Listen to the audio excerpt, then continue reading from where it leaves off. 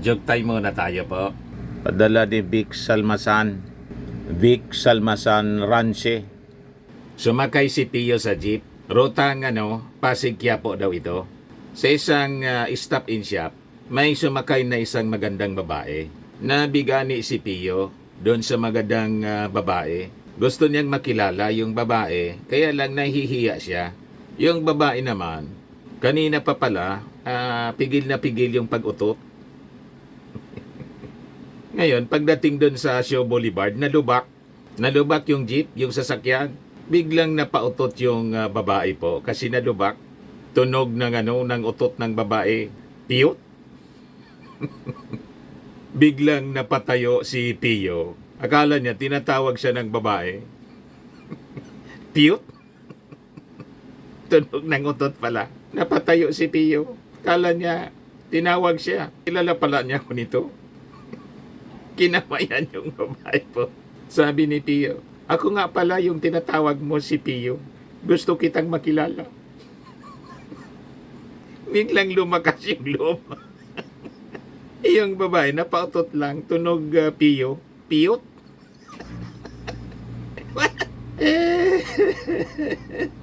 Pero maganda yung epekto po ng pag-utot. Lumakas yung loob ni Pio. Matik na po, joke man lang, 200 pesos, pakipadala na lang ng GCash number niyo po. Ito na siya, qualified na rin po kayo sa monthly draw, 5,000 yung price. So December, 10,000 ang grand prize. Ayos na, parami ng parami. Dito tayo sa mga balita mga kababayan na pag-usapan natin kasi na-interview ng mainstream media si Justice Secretary Boying Rimulya. Tinatanong siya ng mainstream media kung may pag-asa pa niya na makabalik sa Pilipinas si Digong. Sabi ni Boying Rimulya po, done deal na niya yon. Done deal already. Yun ang sabi mga kababayan ni Boying Rimulya. Ibig sabihin, doon na siya. Mahirap. Kahit yung request mga kababayan or petition maybe na gustong i-file ng mga abogado ni Digong for interim release. Malabo, mga kababayan na pagbigyan ng ICC. Doon ang paniwala ng karamihan sa mga legal experts. Pag pinakawalan yon ng ICC, flight risk po si Digong, malamang hindi na bumalik, magtago na. Bakit bibigyan pa ng pagkakataon na makatakas si Digong? Yan siyempre yung iniisip ng mga judges ng ICC. Ito po si Boying Rimulya, pakinggan natin yung kanyang sinabi sa interview ng mainstream media. Pero sir, kakayanin ibalik pa si dati? Wala na yun, tapos na yun. So, it's a done deal already. So regardless, sir, dun Tapos sa na. decision The hearings na yun doon continuing na hearing. I think Continuing there's ang judicial hearing. notice that the hearings are ongoing already in The Hague. So, and there is a setting for September 23. So, we rely on that. So sir, kahit na maglabas ng decision ang SC dun sa mga petitions na pinay. That's speculative. I cannot answer anything speculative at this point. But for you, sir, mahirap nang ibalik, hindi na maibabalik, ano po? It's a done deal. It's there. Ando na siya. Saka sabi niya na mahaharapin niya yung charges. So, I think that he has repeated that to all of us. Lahat tayong Pilipino, narinig natin na sinabi sa atin yung dating Pangulong Duterte na haharapin niya ang kahit na paratang sa kanya, kahit sa ICC. Kaya yun na yun, ando na siya. So malabo mga kababayan na makabalik pa dito si Digong. At saka sa lakas mga kababayan ng mga ebidensya. Sabi nga ng isang legal expert po na dating abogado accredited ng ICC, ang malakas niyang ebidensya binigay mismo ni Digong, galing mismo sa kanyang bibig. Yung kill po, galing sa kanyang bibig mismo. At proud si Digong, pati si Bato. You see? O ngayon, dito naman po sa press briefing ni PCO Yusek Claire Castro po, na pag-usapan na itanong mga kababayan yung tungkol sa mga assets, kayamanan ni Digong. Ano niya yung mangyayari? Pwede ba niya na ma-freeze ito? Pakinggan natin mga kababayan ang naging sagot ni Attorney Claire Castro sa pagtatanong ng mainstream media. Ayan po, kanina lang po ito. Ma'am, isang bahagi daw ng reparation sa mga biktima ng crimes against humanity ay yung pag-freeze ng assets ng akusado pag nahatulan at pagbibigay posible na reparation sa mga biktima. Sakali magkaroon po ng request for asset freeze, will the government comply with the ICC request? Okay. Malamang ito po ay ituturo natin sa AMLAC. Tandaan po natin, kapag may kaso po ng plunder, isasantabi ko muna po yung ICC. Okay? When it comes to freezing of assets, meron na po na isang pang kaso si Senator Trillanes ng plunder against the former President Duterte and Bongo. Dapat noon pa lang po sana inaralan ng AMLAC kung dapat i-freeze because the case is plunder. Okay, kung ito po ay magkakaroon man ng issue or magbibigay ng order ang ICC, ituturo po natin, ibibigay po natin to sa dapat sa AMLAC kung kinakailangan po. But doesn't this amount to cooperation with the ICC? Kaya nga po ibabato natin sa AMLAC. But AMLAC is under the Philippine government. Yes, but if there's a need for that, ang AMLAC walang sinisino. So kung Tapos, kinakailangan po, para po mabigyan ng reparation, damages, kung sino man, ang masasabing na biktima, din kailangan pong ibigay ang hustisya. And it doesn't matter if the request comes from the ICC whose jurisdiction we do not recognize? Yes, because dapat natin ibigay kung anong dapat na maibigay na hustisya. Thank you. Tapos, Cap Domingo, ABS-CBN. I'm just bringing back the discussion on the Solgen. How necessary is it for the palace to find another solicitor or another solicitor general or another government lawyer who is more willing to defend government agencies that executed the arrest? What is the important? It's very important. It's very significant to get another lawyer who's very competent and very effective in defending the causes of the government. And do you not see that coming from Solgen Guevara as of now? As of the moment, he said he cannot effectively represent the government. So it comes from him. In your assessment, does this warrant a resignation? Well, as I've told a while ago, he should assess himself.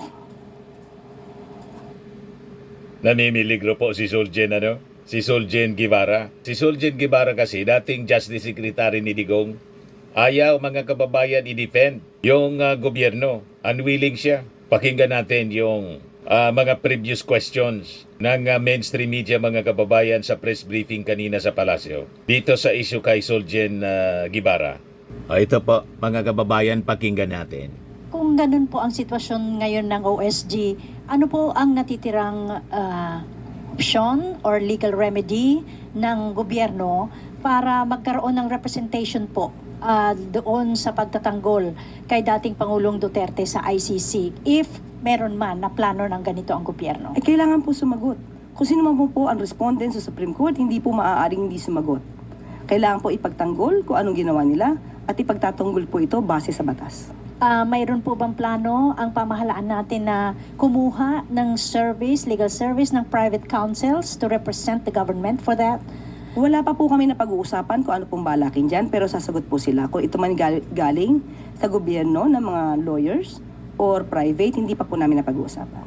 But meron, ma'am, na ganong option na gagawin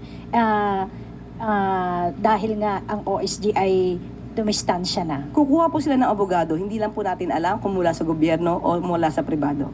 Sino po ang kukuha ng abogado? Yung mga respondents po. Okay. Hindi po from respondents din po sa kaso is ES Lucas Bersamin, kung tama po ang pagkakaintindi ko, and Department of Justice, ganun po ba yun? Sila ang kukuha ng abogado? Kung sila po yung involved sa kaso, kailangan po nilang sumagot. So, kailangan din po nilang kumuha ng abogado. Okay, salamat po. Related question, Maricel Halili, TV5. Quick follow-up lang po. Good morning, ma'am.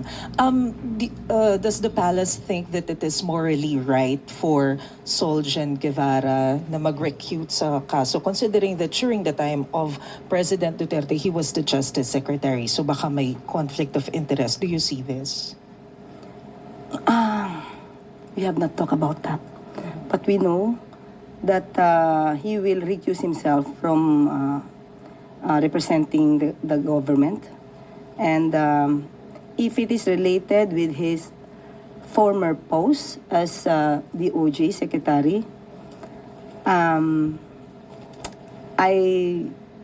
we have not yet discussed about that. Follow-up, Ivan Mayrina, GMA Integrated News.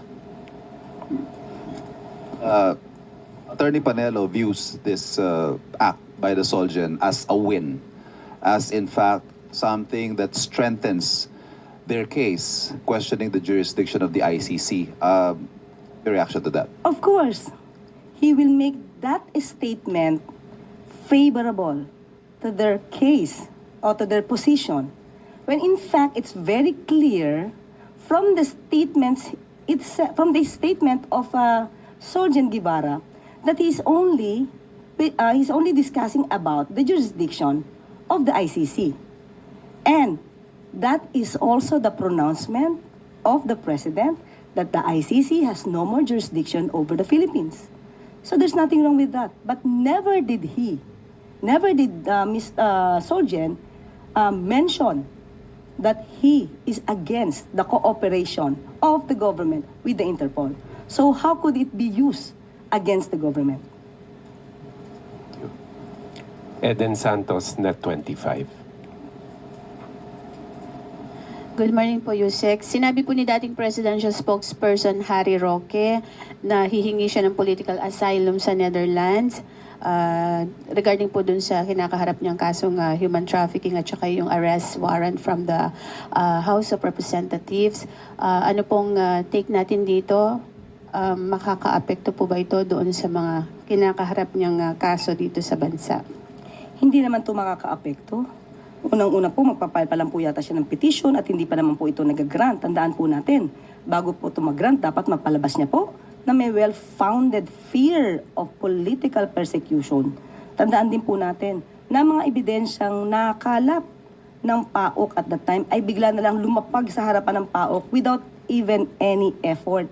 Nakita lang po itong mga dokumentong to, bank documents ni Atty. Harry Roque sa Lucky South 99. Nakita rin ang mga dokumento ng kanyang assistant, A.R. De La Serna, in Lucky South 99. Third, there is also a document referring to contract of lease with a certain manager, alleged manager, of Lucky South 99. Bumaksak lang din po yan sa harapan ng PAOK. So how could there be a political persecution if all the pieces of evidence are overwhelming? So, wala po tayo nakikitang political persecution. Harapin na lang po niya ang kaso niya po dito. Mas maganda po yan para maipakita niya sa taong bayan na wala po talaga siyang kasalanan. Is it? Ang latest ngayon mga kababayan, yung application daw, yung application for asylum ni Atty. Roque, harangin ng makabayan. Announce kasi announce. Ngayon mga kababayan, yung balita ngayon, 55 minutes ago, the Makabayan bloc led by Representative Franz Castro plans to block Harry Roque from being granted asylum in the Netherlands, arguing that he is not a victim of political persecution. Wala siyang karapatang mag-apply ng asylum sa Netherlands. Hindi naman siya biktima ng political persecution. Kasama nga siya ng dating presidente na pumapalakpak sa AJ case at nag-justify ng AJK. She urged Roque to return to the Philippines and face the House of Representatives Quad Committee, which is investigating his alleged involvement in POGO operations and suspicious real estate acquisitions during his time in office. She vowed that Makabayan would take action through proper channels, stressing that the matter could escalate into a government-to-government issue. Sabi nga natin mga kababayan, kahit sa mga matatanda, yan ang advice. Kahit yung mga success coach mga kababayan, ang advice, kung may mga plano ka niya sa buhay, huwag mong ikikwento. Kahit sa kaibigan mo, huwag mong ikikwento kung ano ang mga plano mo sa buhay. Kasi yan ang mga planong yan, baka hindi matupad. Si Harry Roque, katanda ng taong ito, mga kababayan, hindi pa natuto. Ba't mo ina-announce ang mga plano mo? Yan tuloy. Ibablock daw man ng makabayan yung application para sa asylum. Ang tawag dyan mga kababayan is stupidity. Di ba? Balikan natin yung press con. Possible po na makipagtulungan din ang Pilipinas o gobyerno ng Pilipinas sa Interpol para po siya ay mapabalik dito sa bansa since siya po ay nandoon sa Netherlands. Hindi pa po natin nakikita po yan sa ngayon, pero siguro po maiiba ang sitwasyon kung siya na may warrant of arrest na inisyu ng korte. Thank you. Related po. Sige. ICC. Okay. Gilbert Pertez, DWIZ. Good morning po, Yusek. Yung mula ho nang dalhin sa ICC yung dating Pangulong Duterte, dumami po yung mga abogado at saka yung mga legal experts na nagsasalita about sa case at pati na rin po sa kampo ng dating Pangulo. At umabot po sa punto na pati yung merits po ng kaso ay natatouch na. Possible ho ba na malabag dito yung sub judice rule or applicable po ba yung rule na ito sa kaso before the ICC po? Hanggat hindi naman po nagsasabi ang ICC na someone is violating the sub judice rule, tutuloy-tuloy lang po yan. Sila naman po ang pwedeng magreklamo niyan at magbigay ng order na huwag pag-usapan. Thank you po. Still on the ICC case, Ivan Mayrina, GMA Integrated News. Ma'am, isang bahagi daw ng reparation sa mga biktima ng crimes against humanity ay yung So yan mga kababayan, yung mga developments ng mga nagbabagang balita ngayon. So peligroso po si Suljen. Hintayin na lang natin po kung ano yung mangyayari sa kanya. In that position mga kababayan. Pero naalata ko parang may mangyayari. Si Suljen kasi po, dating Justice Secretary ni Digong, baka nagtatanaw pa ng utang ng loob. Di ba? At naging Suljen siya, mga kababayan, siyempre, nasa unit team pa. Okay lang noon. Pero malamang depende na sa kanyang mga actions. Kung hindi na niya magagampanan ang trabaho bilang Suljen, siyempre, hahanap na yung ating presidente na magiging kapalit niya. Ganun lang kasimple yun. Tama pa? At itong ating programa mga kababayan, atid sa inyo nitong ating mga sponsors.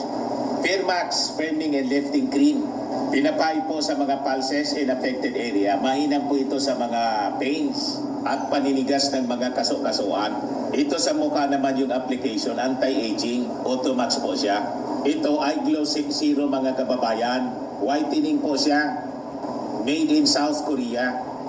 Ito naman po, Ningxia Red Mix Fruit Drink. Gawa po siya sa goji berry. May anti-cancer properties po siya. At sa mga nagana po ng malinis and spacious fitness gym, pumunta lang po kayo sa aming Colossal Fitness Gym. May Grab car rental din po kami. At bills payment po sa aming office. At saka sa mga mahilig po sa mga imported bags, manood po kayo sa live selling ni Madam Aileen Rosales sa kanyang Aileen Closet po. Pati mga shoes, ito yung kanya po. Ito yung kanyang page. Kita ninyo, napakagandang mga online selling po siya. Si Madam Aileen Rosales. At cellphone number niya po, 773-798-7816.